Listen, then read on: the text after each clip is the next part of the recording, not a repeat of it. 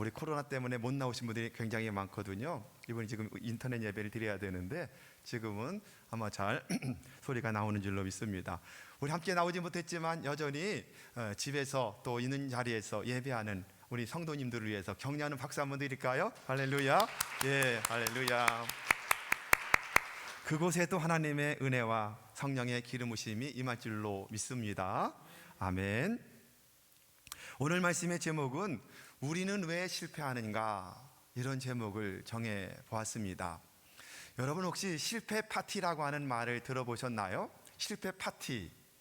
요즘 많은 기업들이 실패 파티를 우리나라도 많이 하고 있습니다. 오래전에 제너럴 일렉트릭사에서 계열사가 여러 가지 만든 제품들에 실패한 것 10개를 모아서 원인과 해결책을 토론하는 대형 컨퍼런스를 열게 되었습니다. 그래서 실패를 먼저 인정하고 그리고 개선책을 모색하는 그런 자리를 마련했는데 이것이 이 실패 파티가 되었던 것입니다. 전 직원이 참석해서 실패 파티를 열어서 왜 실패했는지, 어떻게 개선해야 될지 이런 부분에 대해서 나누게 되었던 것입니다. 또 이제 인투이트라고 하는 회사는 아주 의욕적으로 시장에 소프트웨어 제품을 내놓았는데 이 제품이 많은 돈이 투자됐는데도 불구하고 실패로 돌아갑니다. 이때 전 직원들이 다, 회사 직원들이 다 함께 모여서 실패 파티를 하게 되는데 이 파티에서 회장은 이렇게 말합니다. 실패작을 내놓은 것이 실패가 아니라 실패를 통해서 배우지 못하는 것이 진정한 실패다, 이렇게 말합니다.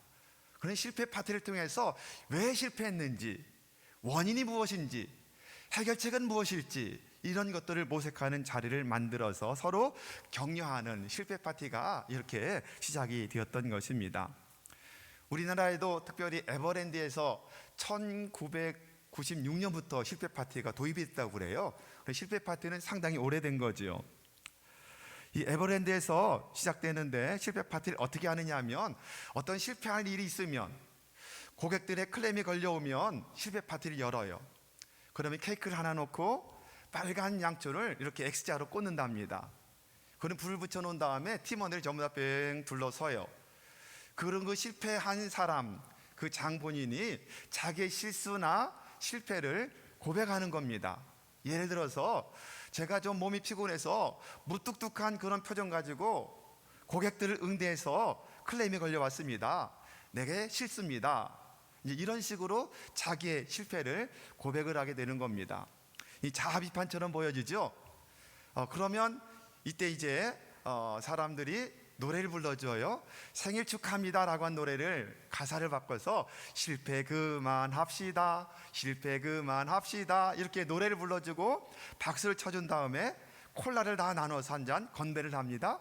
그리고는 거기에 대해서 해결책을 모색해보고 여러 가지를 서로 격려하고 위로하는 그런 실패 파티를 열게 된다는 겁니다. 이처럼 에버랜드는 고객들의 불평이 접수되거나 업무 처리 과정에서 직원들의 잘못이 확인되면 이런 실패 파티를 열어서 이것을 어떤 불이익을 주기 위해서가 아니라 이 모든 실패하는 것들을 모아서 자료를 축적하고 이 경험을 바탕으로 모든 직원들이 함께 공유한다는 의미에서 이것을 하고, 그리고 어떤 벌 주기 위해서 이 세상 불이익 같은 것은 전혀 없다고 합니다. 그러므로 이제 모든 것들 하나하나 해결해 나가는, 이게 실패 파티가 가져오는 유익이라고 합니다. 그래서 저는 그 이야기를 들으면서 이런 생각을 해보았습니다. 우리 교회도 한번 이 실패 파티를 좀 종종 했으면 좋겠다. 예를 들어서 우리 목장이 잘 안 모인다. 목자들이 다 함께 모여가지고 왜 우리 목장은 잘 안 모였는지, 원인이 뭔지 한번 자기가 내가 부족한지 여러 가지를 한번 이야기해보고, 그리고 개선책을 한번 이야기해보고, 그리고 서로 격려하고. 우리 찬양팀이 아무래도 지금 안 모여지잖아요. 왜 안 모여지는지 한번 우리 전체 지도자들이 함께 모여가지고 함께 심도 있게 토론하면서 한번 격려할 수 있으면 참 좋겠다. 우리 기관도 마찬가지고요. 굉장히 좋은 의미가 될 것 같더라고요. 여러분, 경영에서도 실패하기라고 하는 학문이 이미 도입되어서 뿌리를 내린 지 오래됐거든요. 이 실패를 드러낸다는 것은 아픈 거예요. 아프지만 그러나 실패한 부분을 철저하게 파헤쳐 제 도약의 디딤돌로 삼아간다면 이게 지식경영의 대표적인 예라고 할 수 있게 되거든요. 스웨덴에 가면 실패작들만 모아놓은 실패 박물관이 있다고 합니다. 여러분 보이시는 사진이 실패 박물관이고 하나는 포스터입니다. 이렇게 모두가 다 실패를 통해서 어떤 교훈을 받고 성공으로 달려가려는 시도를 많이 하고, 그래서 이것을 잘 실패를 경험하고 겪고 디딤돌로 삼은 사람들은 어떻게 돼요? 인생이 성공하고 사업이나 여러 가지 면에서 성공적인 삶을 살게 되는 것입니다. 여러분, 사람들이 가장 두려워하는 것들이 많이 있어요. 그 중에 하나가 뭘까요? 실패라고 하는 단어거든요. 실패를 다 두려워해요. 실패하지 않으면 좋겠다는 마음을 다 갖습니다. 그러나 우리는 종종 실패를 경험할 수밖에 없거든요. 그렇다면 왜 우리 하나님께서 택한 받은 백성들인 하나님의 자녀들이 종종 실패하는 것을 허락하실까? 분명 이유가 있지 않겠습니까? 성경은 왜 실패하는 사람들을 많이 기록해 놓고 있을까? 아마도 실패를 통해서 성공으로 이끌어 가시려는 하나님의 의도에 뜻이 계시지 않을까요? 그렇습니다. 여러분, 실패는 성공의 뭐라고 그래요? 어머니다라고 말하는 격언이 있어요. 이것처럼 실패를 반면 교사로 삼아서 다시는 동일한 실패를 하지 않겠다, 그리고 자기의 신앙을 더 높여나간다면 오히려 실패는 인생과 신앙과 믿음의 성공의 지름길이 될 줄로 믿으시기를 축원합니다. 그래서 성공하는 사람들이 성공을 거두기 전에 항상 수많은 장애물이 있고 좌절이 있고 실패를 경험하고 이것을 어떻게 견디고 어떻게 극복했는지 이 교훈을 잘 받게 된다면 우리 인생은 보다 더 풍요로운 삶이 되며 인생을 성공적으로 이끌어가는 삶이 될 줄로 믿으시기를 주님의 이름으로 축원합니다. 우리 성경에 보면 실패를 딛고 일어선 수많은 믿음의 사람들을 기록을 하고 있습니다. 기억나시는 분이 계신가요? 아브라함이 실패했다가 다시 일어서죠. 모세가 그랬습니다. 다윗도 그랬습니다. 신약에 보면 베드로도 실패했다가 다시 일어나잖아요. 그리고 바울도 마찬가지고요. 바울이 언급했던 마가 요한이라고 하는 사람도 실패했었지만 다시 일어나서 더 귀하게 쓰임받는 하나님의 일꾼이 되었던 모습을 보게 됩니다. 그러나 반대로 성경은 실패를 딛고 일어서지 못한 사람도 소개를 해요. 누가 있죠? 사사시대 때 삼손이라고 하는 사람은 실패를 통해서 일어나지 못하죠. 또 열왕기에 나오는 수많은 왕들이 실패를 회복하지 못하고 그냥 인생을 마감하는 사람이 아주 많아요. 오늘 본문에 나오는 사울도 그 중에 대표적인 사람입니다. 그래서 오늘 또 우리가 사울의 실패를 통해서 성공하는 인생이 뭘까? 어떻게 하면 우리의 인생과 우리의 신앙과 우리의 믿음이 승리하는 삶을 살 수 있을까? 이것을 배울 수 있는 여러분 모두가 되기를 축복합니다. 이스라엘의 초대 왕이었던 사울은 하나님의 택함을 받아서 왕이 되었잖아요. 하나님 직접 택하셨고 아주 외모도 출중했고 키도 다른 사람보다 어깨 위가 더 클 정도로 컸고 거기에다가 아주 겸손했던 신앙의 사람이었었어요. 그리고 하나님의 신이 임하자 예언도 하고 성령도 받고 새 사람이 되는 축복을 맛보기도 했었습니다. 사무엘상 11장 6절에 보면 하나님의 신이 그에게 강력하게 임함으로 말미암아 능력을 받아가지고 암몬과 전쟁에서 대승을 거두는 역사도 있었습니다. 그런데 오늘 본문 말씀을 보면 사울의 첫 번째 실패가 이제 시작되는 모습을 보게 되거든요. 이 첫 번째 실패를 통해서 우리에게 교훈하는 것은 무엇일까요? 여러분, 사무엘상 13장의 내용은 이런 내용이잖아요. 왕으로 즉위한 지 몇 년 지나느냐 하면 2년이 지나요. 그런데 안타깝게도 2년이 지나면서 사울이 점점 하나님을 떠나고 자기 마음대로 살고 불순종하고 타락하기 시작하는 모습을 보게 됩니다. 이럴 때 2년 후에 사울과 그의 아들 요나단이 이 블레셋 수비대 북경 지역에 있는 수비대를 공격해버려요. 공격하고 나서 이 소식이 들려지자 블레셋 사람들이 쳐들어왔는데 무수히 많은 사람이 쳐들어왔다. 오늘 본문에 보면 병거가 3만승, 요즘으로 본다면 탱크를 말하는 거예요. 그 당시에 탱크와도 같은 무기를 가진 3만승, 말을 타는 마병이 6,000명, 그리고 군사들이 얼마나 많이 왔던지 해변에 모래알처럼 많은 사람들이 몰려왔다. 이렇게 오늘 성경은 기록을 하고 있습니다. 이런 상황 속에서 백성들의 상황은 어땠나요? 6절 말씀 보십시오. 6절 읽어볼까요? 이스라엘 사람들이 위급함을 보고 절박하여 굴과 수풀과 바위 틈과 은밀한 곳과 웅덩이에 숨으니라. 여기서 위급하다라고 하는 말은 차르라고 하는 히브리어인데 포위 공격을 당하다, 아주 큰 고통을 당하다, 이런 뜻을 가지고 있는 거예요. 그래서 어떤 물리적인 압박에 의해서 극도의 이 심적인 고통을 느끼는 상태에 그런 위급함을 갖게 되었다. 또 하나 절박하다라고 하는 말을 역시 나가스라는 히브리어인데 이 말은 아주 내몰리다, 짓누르다, 괴롭힘을 당하다, 이런 뜻을 가지고 있는 단어입니다. 그래서 아주 답답하고 고통스러워서 해결하지 못하는 그런 상태에 지금 군사들이 놓여지게 되었다, 이렇게 말씀합니다. 사울이 블레셋과 전쟁이 일어나자 백성들을 불러 모아요. 그래서 군사를 만듭니다. 그래서 순종해서 나오긴 나왔지만 지금 블레셋의 강력한 군대를 보고 무기를 보고 전부 다 지금 위급하고 절박해서 숨어버리기에 바빴던 모습을 이야기하고 있습니다. 완전히 전쟁 의지를 상실하게 된 거죠. 7절 말씀 볼까요? 사울을 쫓는 모든 백성은 떨더라, 이렇게 말씀해요. 8절도 띄워 보실까요? 8절 같이 한번 읽어볼까요? 사울은 사무엘이 정한 제한대로 이랫 동안을 기다렸으나 사무엘이 길갈로 오지 아니하매 백성이 사울에게서 어떻게 됐다고요? 흩어지는지라. 지금 상황이 이런 상황이 되었던 모습을 보게 됩니다. 정말 사울에게도 이스라엘에게도 절박한 상황에 놓여지게 되었던 것입니다. 여러분 혹시 어릴 때 시골 사는 사람들은 이 벌집을 건드릴 때가 많이 있어요. 재미나게 놀다가 친구들하고 벌집을 한번 건드려 놓고 막 도망가서 때로는 물속으로 퐁당 뛰어 들어가기도 하고, 어떤 친구는 이 우비를 입고 가가지고 벌집을 막 쑤셔 놓고 그리고는 또랑에 들어가서 우비 뒤집어 쓰고 숨어서 재밌게 놀았던, 그러다가 막 벌도 쏘여서 이만큼 붙기도 했던 그런 일들이 생겨나거든요.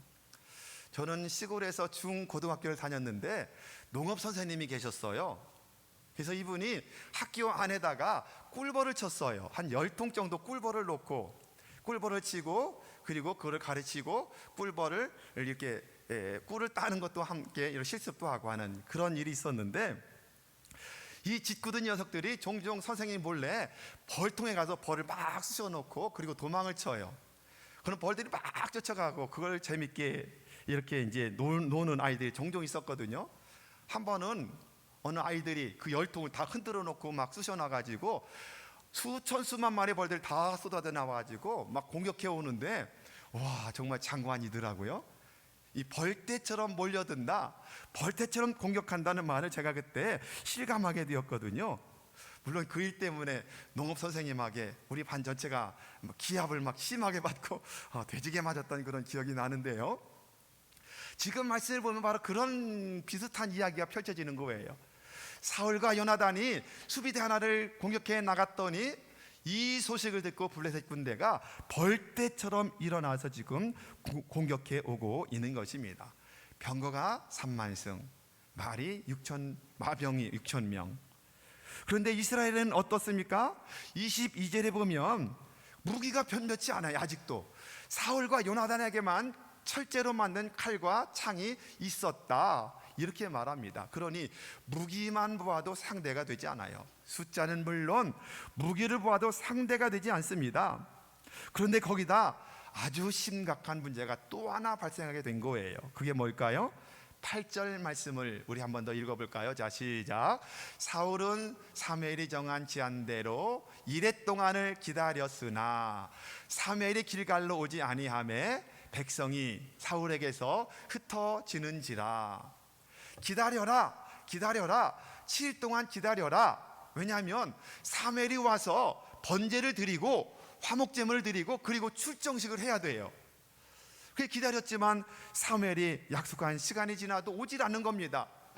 그러니 백성들은 점점 다 흩어져 도망가고 숨기에 바빴던 것입니다. 이 다급한 순간에 사울이 무엇을 하죠? 안 되겠다, 막 흩어지니까는 내가 대신 번제를 드려야 되겠다 싶어서 번제와 화목제를 대신 드렸던 모습을 보게 됩니다. 하나님의 명령에 불순종하는 거죠. 사무엘만 드릴 수 있는 번제를 본인이 드리게 되었던 것입니다. 결과가 어떻게 되었나요? 한번 좀 확인해 볼까요? 자, 13절과 14절 말씀 같이 읽습니다. 시작. 사무엘이 사울에게 이르되 왕이 망령되이 행하였도다. 왕의 왕이 하나님 여호와께서 왕에게 내리신 명령을 지키지 아니하였도다. 그리하였더라면 여호와께서 이스라엘 위에 왕의 나라를 영원히 세우셨을 것이거늘 지금은 왕의 나라가 길지 못할 것이라. 여호와께서 왕에게 명령하신 바를 왕이 지키지 아니하였으므로 여호와께서 그 마음에 맞는 사람을 구하여 여호와께서 그를 그의 백성의 지도자로 삼으셨느니라. 여러분 보십시오. 사울의 이 한 번의 실패의 결과는 처참했습니다. 왜 처참했어요? 하나님이 세워주셨던 그 왕위를 빼앗아서 하나님 마음에 맞는 사람에게 주시겠다, 이렇게 말씀해요. 왕의 귀한 직분을 타인에게 주시겠다, 이렇게 말씀을 하고 있습니다. 여러분 사도행전 1장에 보면 예수님을 팔아먹고 양심의 가책을 받은 가룟 유다가 목을 매 자살을 합니다. 그런데 그만 그 줄이 끊어지는 바람에 땅바닥으로 곤두박질 쳐서 배가 터져 창자가 다 흘러나와서 죽었다고 말씀을 기록해요. 그래서 그때 베드로가 시편의 말씀을 인용해서 이렇게 말씀해요. 사도행전 1장 20절에 보면 그 직분을 타인이 취하소서 하였도다. 그 말씀에 따라서 한 사람의 사도를 충원하는 장면을 제비 뽑기를 통해서 충원하게 되는데, 그때 뽑힌 사도가 누구죠? 마띠아라고 하는 사도가 그래서 뽑힌 거예요. 그 말씀 속에 직분을 타인이 취하게 하신다라고 하는 말씀이 그대로 응하게 되었던 것입니다. 요한계시록 2장 5절에 보면 에베소 교회를 향해서 하나님은, 예수님이 이렇게 말씀해요. 너희가 회개치 아니하면 내가 내게 임하여 내 촛대를 그 자리에서 옮기리라. 축복의 촛대, 그 권능의 촛대를 옮겨버리겠다, 이렇게 말씀을 하고 있는 것입니다. 여러분, 이것을 통해서 알 수 있는 것은 무엇일까요? 실패를 통해서 한 단계 더 도약하는 기회가 되는 실패도 있고, 실패가 성공의 어머니가 되는 실패도 있지만, 그러나 한 번 실패, 그 실패가 영혼을 좌우하는 그런 실패도 있다라고 하는 것입니다. 한 번 실패가 영혼이 회복되지 못하고 하늘과 땅의 차이만큼 갈라지는 역사가 일어날 수도 있다는 사실. 여러분, 그러므로 말미암아 사울이 그 귀한 존귀한 왕의 직분이 타인에게 취해져서 결국 하나님 마음에 합한 누구에게 가요? 다윗에게로 가는 역사가 나타납니다. 그리고 그 축복의 촛대가 완전히 그에게서 다윗에게로 옮겨지는 비극을 맛보게 되는데, 우리가 잘못된 실패가 이렇게 전락할 수도 있다는 사실을 여러분 잊지 말고 항상 명심하시며 살아가는 여러분 모두가 되기를 바랍니다. 다른 것들은 다 실패하면 회복시키면 돼요. 그런데 영적인 문제만큼은, 신앙의 문제만큼은 이게 잘못하면은 어떻게 돼요? 영원히 회복되지 못할 수 있다는 겁니다. 특히 임종 시간에 열심히 평생을 여러 직분을 가지고 섬겼는데 마지막 임종 직전에 하나님을 부인하는 사람이 종종 있거든요. 보게 되거든요. 목회자이기 때문에. 이럴 때는 한 번의 그 실수가 평생 아무리 열심히 하나님을 섬겼다 할지라도 마지막 임종 직전에 하나님을 부인하고 하나님이 없다, 하나님이 죽었다라고 그렇게 인정한다면 결국 이것은 어떻게 될까요? 한 번의 실수지만 결국 그 실패가 영원과 그렇게 연결된다는 사실을 우리가 항상 기억해야 될 것입니다. 그러므로 이 시간 저와 여러분은 우리 심령과 우리 믿음과 우리 신앙을 점검해 보지 않으면 안 됩니다. 오늘도 우리가 코로나가 여러 확진된 분들이 우리 교회도 많이 있기 때문에 또 접촉한 분들도 있어서 오늘 절반밖에는 못 나온 것 같은데요. 예. 그런데 우리 코로나를 통해서 우리가 한번 우리 신앙을 한번 점검해 봐야 되지 않겠습니까? 이게 오랫동안 장기화되는데 우리 장로님 기도하신 것처럼 마지막 지금 이제 기승 부리고 있는 코로나라고 생각이 돼요. 이 또한 분명히 지나갈 줄 확실히 믿으시기를 주님의 이름으로 축원합니다. 그런데 물론 확진되어서 못 나온다, 다 이해하잖아요. 그래서 저도 오늘 카톡을 보내면서 열이 있거나 감기 몸살 증상이 있으면 나오지 말고 집에서 인터넷 예배 들으십시오, 이렇게 오늘 카톡을 다 보냈기 때문에 갑자기 이 유튜브에 소리가 안 나오는 거예요. 그래서 지금 제가 당황해가지고 열심히 연락을 했는데 지금 이제 나오고 있다고 생각이 됩니다. 여러분, 그런데 그냥 코로나 핑계대고 예배도 안 드리고 기도도 중단하고 충성 봉사헌신도 완전히 중단해버리고, 여러분 늘 하는 이야기가 그러잖아요. 코로나 때문에 교회들마다 30%가 지금 예배 출석이 줄었다고 말하지 않습니까?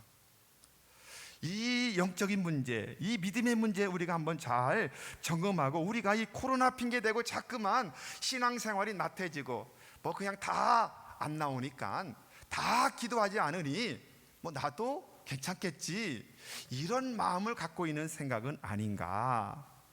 혹시 이런 믿음, 잘못된 실패 때문에 사울처럼 귀한 직분을 주셨는데 그 직분을 온전히 감당하지 못하고 혹시 그 직분이 타인에게 넘어가지 않을까? 축복의 촛대가 내게서, 우리 가정에게서, 우리 교회에서 다른 곳으로 넘어가지 않을까? 이런 절박함을 가지고 우리 신앙과 믿음을 점검하는 그런 은혜가 넘쳐나시기를 예수님의 이름으로 축원합니다.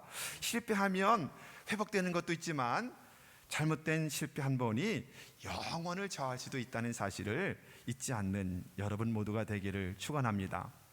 여러분, 그렇다면 사울은 왜 실패했을까요? 왜 실패했을까? 이것을 우리가 배워야 되겠죠.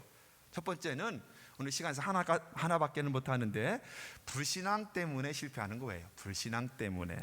자, 11절과 12절 말씀을 같이 한번 읽어볼까요? 자, 시작.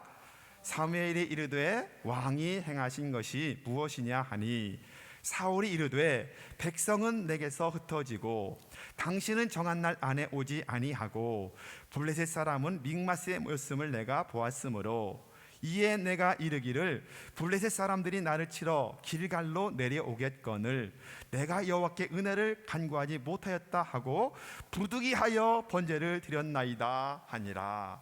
부득이하여 번제를 내가 드렸습니다. 여러분, 얼마나 그럴듯합니까? 핑계가 되잖아요. 얼마나 이성적입니까? 얼마나 논리적입니까? 그러나 사울은 그 불신앙의 눈으로 블레셋 군대를 보고 잘못된 처신을 하게 되었던 것입니다. 그의 눈에 무엇이 보였어요? 우리에는 무기가 나와 아들만 창과 칼이 있는데, 철로 만든. 그런데 그들은 3만승의 병거가 보여지는 거예요. 6,000명의 말을 타고 싸우러 나오는 사람들이 보여지는 겁니다. 해변의 모래알처럼 무수히 많은 군사들이 몰려온 것을 보게 된 것입니다. 이런 장관 광경 앞에서 육신의 눈만 가지고 그것을 보니 어떻게 돼요? 결국에 우리 힘으로는 해결할 수 없구나. 그래서 잘못 생각하고 명령에 불순종하고 결국은 불순종 때문에 그는 첫 번째 실패의 원인이 되었던 것입니다. 여러분, 2년 전에 말씀드렸잖아요. 암몬과 전투할 때 하나님의 영이 임하니 강력한 지도자가 되어서 나라를 구원하고 암몬을 쳐서 물리쳤거든요. 그 신앙을 유지했더라면 얼마나 좋았을까요? 영적인 눈을 열어서 그 사건과 상황을 보았더라면 얼마나 좋았을까요? 근데 2년 만에 그는 모든 신앙을 다 까먹어버린 거예요. 그러니 육신의 눈만 가지고 평가하게 되었던 것입니다. 여러분, 열왕기하 6장에 보면 재미나는 사건 하나가 나오죠. 엘리사가 있기 때문에 이 아람 나라가 늘 전쟁에 져요. 그래서 엘리사를 잡으러 백성들을, 군사들을 동원해서 보냅니다. 하루는 사환이 일어나서 딱 문을 열고 나와보니 아람 군대가 얼마나 많이 진을 치고 있는지 도단성을 뺑 둘러싸고 포위하고 있는 겁니다. 그때 그가 소리 질러요. 아, 내 주여, 어찌하면 좋습니까? 사환의 눈에는 육신의 눈을 떴기 때문에 뭘만 보여요? 아람 군대의 말과 군사들, 병거들만 보였던 것입니다. 그래서 두려워 떨면서 엘리사를 불렀던 것입니다. 이때 엘리사가 외치거든요. 이렇게 말해요. 두려워하지 말라. 우리와 함께한 자가 저와 함께한 자보다 많으니라. 그리고 기도할 때, 기도가 끝나자마자 사환의 눈이 열려요. 영적인 눈이 열렸어요. 열렸더니 무엇이 보입니까?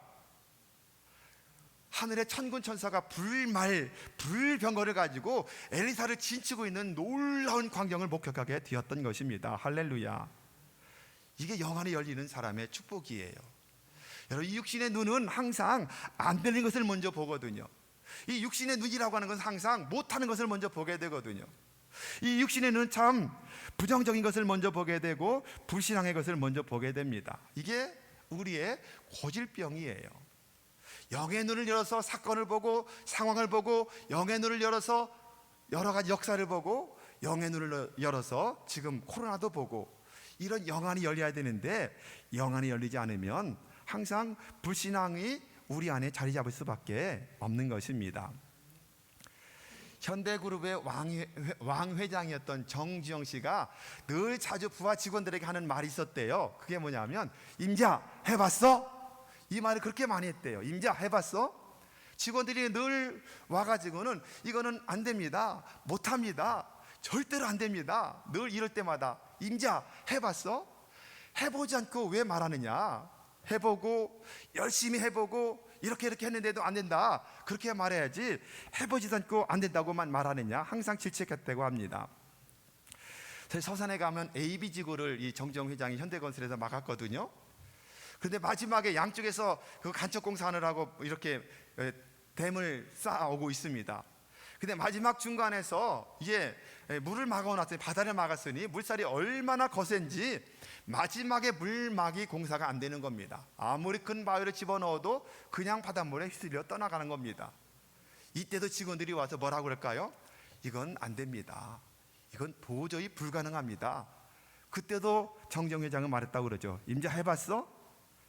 우선 해보고 나서, 최선 다해보고 나서 그래도 안 되면 말하라, 늘 이것을 강조했다는 겁니다. 그래서 유명한 정지용 공법이 나왔잖아요. 이분이 지혜를 떼냈더니 폐유조선 하나를 사가지고, 싼 값에 사가지고 그 거세게 흘러가는 물 밑에 침몰시킵니다. 가라앉힙니다. 그랬더니 물이 잡히잖아요. 그 사이 양쪽에서 계속해서 흙과 돌을 갖다 메워서 결국 AB지구 간척공사를 완성했거든요. 제가 종종 그 옆에 살았기 때문에 종종 그쪽으로 놀러 가면 농사를 잘 짓고 있습니다. 지금 해봤어? 이 말, 여러분, 우리도 종종 그렇게 말 때가 많거든요. 이건 안 됩니다, 절대로 안 됩니다, 전도가 안 돼요, 안 돼. 해봤어? 기도하기가 너무 어려워요. 새벽 기도하기가 너무 어려워요. 해봤어? 여러분, 사람들이 바이오 리듬이 21일이랍니다. 21일만 계속하면 습관이 된다는 거예요.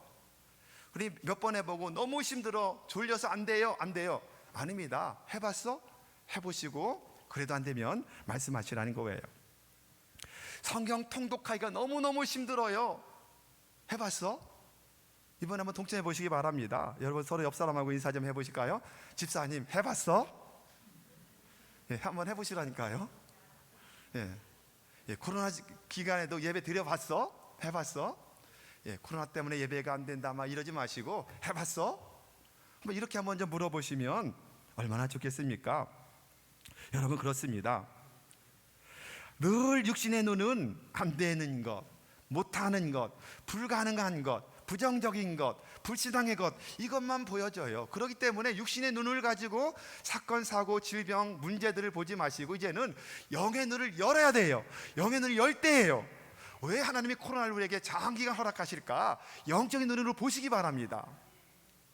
많은 분들이 그래요. 믿음의 사람들은 코로나는 신앙의 사람들을 알곡과 쭉정이로 가르는 것이다.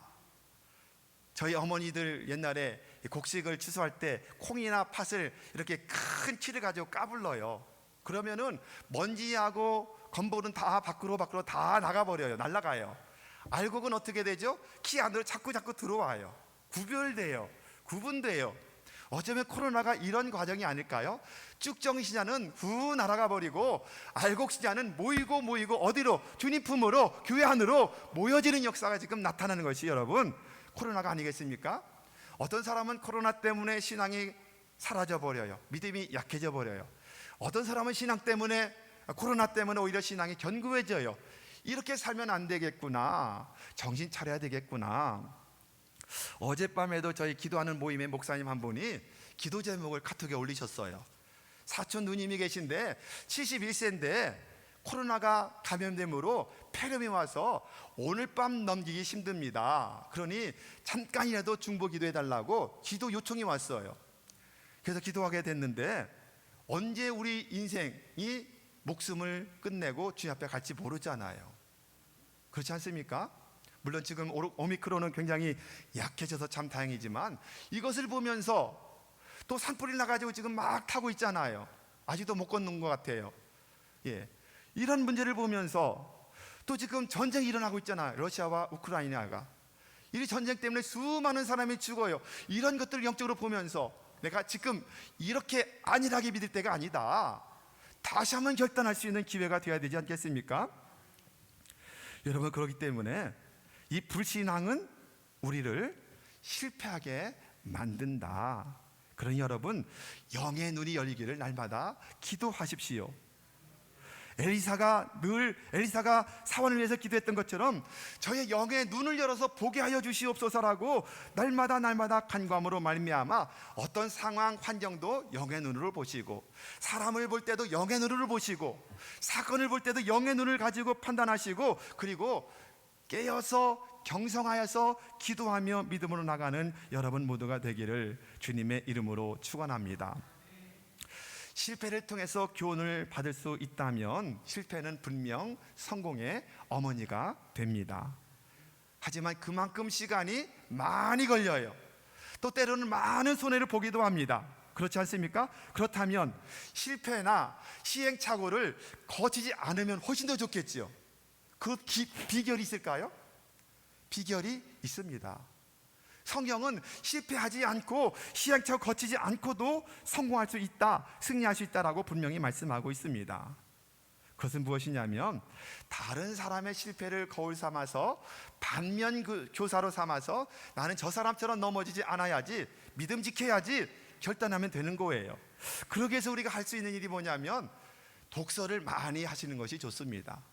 다른 사람의 이야기, 간증들을 많이 읽고, 특별히 여러분 기독교 서적, 신앙 서적을 많이 읽으시고 도전받으시기 바랍니다. 그 중에 신앙의 위인들이 많잖아요. 여러분 어린 아기 때 다들 집집마다 뭘 사줘요? 위인 전집을 이만큼 사주잖아요. 얇은 책, 그림 그려져 있는 책, 아이들 잘 때 읽어주는 책. 그 책을 여러분 아이들이 컸다고 버리지 마시고 그냥 늘 책장에 꽂아 놓으시고 심심하면 그거를 꺼내서 읽어보십시오. 위인집 굉장히 유익합니다. 이 사람은 어떻게 실패했는데 어떻게 성공했는지 한 10분이면 20분이면 그 책 다 읽잖아요. 그 책은, 그런 책들은 늘 이렇게 읽고 또 읽으면서 여러분이 그런 실패에 빠지지 않기를 결단하시고, 이래서 이분은 성공했다라고 그렇게 나가는 은혜가 있으면 너무너무 좋습니다. 그런데 여러분, 책을 읽는 것도 중요하지만 책 중에 책이요, 정말 우리 인생의 지침서가 되는 책, 그것이 무엇이죠? 성경 말씀이에요. 성경은 우리 인생의 기준입니다. 지침서입니다. 원칙입니다. 규범입니다. 그러니 그 어느 것보다도 먼저 뭘 읽어요? 성경을 읽어야 되는 거예요. 아까도 말씀한 것처럼 성경 말씀에는 실패를 딛고 일어선 사람이 많이 기록되어 있어요. 또 어떤 사람은 실패 한 번도 하지 않고 승리하는 다니엘과도 같은 사람이 있어요. 그런데 어떤 사람은 실패 한 번 때문에 영원히 인생이 하나님에게서 멀어지고, 그리고는 사울처럼 직분을 빼앗기는 그런 실패도 있다라고 하는 것입니다. 그러게 여러분, 우리 인생의 지침서가 되고 기준이며 표준이며 규범되는 정경, 이 말씀을 그래서 캐논이라고 그러잖아요. 캐논의 말씀을 늘 읽고 들으셔야 돼요. 사랑하는 여러분, 우리 교회는 지금 사순절이 시작이 됐잖아요. 사순절이 시작되어서 사순절 기간 동안에 신약 성경을 통독을 하고 있습니다. 작년에 이어서 두 번째인데요. 우리 장로님이 내년에는 구약을 한번 시도해보자 그렇게 해서 이제 내년엔 구약을 하려면 근데 한 80일은 읽어야 될까? 80일도 한 100일 읽어야 될까? 한번 구약도 한번 이제 실천해 보려고 그래요. 여러분, 그러니 이번 기회에 이 귀한 하나님의 말씀을 읽는 일에 다 함께 동참해 주기를 바랍니다. 담당자는 물론 다 참석할 것이고, 그렇지 않은 분들도 새벽에 나와서 기도하며 성경 한번 읽어보시고, 그래도 정 안 되는 분들은 집에서 꼭 매일 분량을 읽으시고 체크하시고, 그래서 마지막 부활주일날 다 제출하십시오. 그러면은 완독하신 분들 시상을 할 거거든요.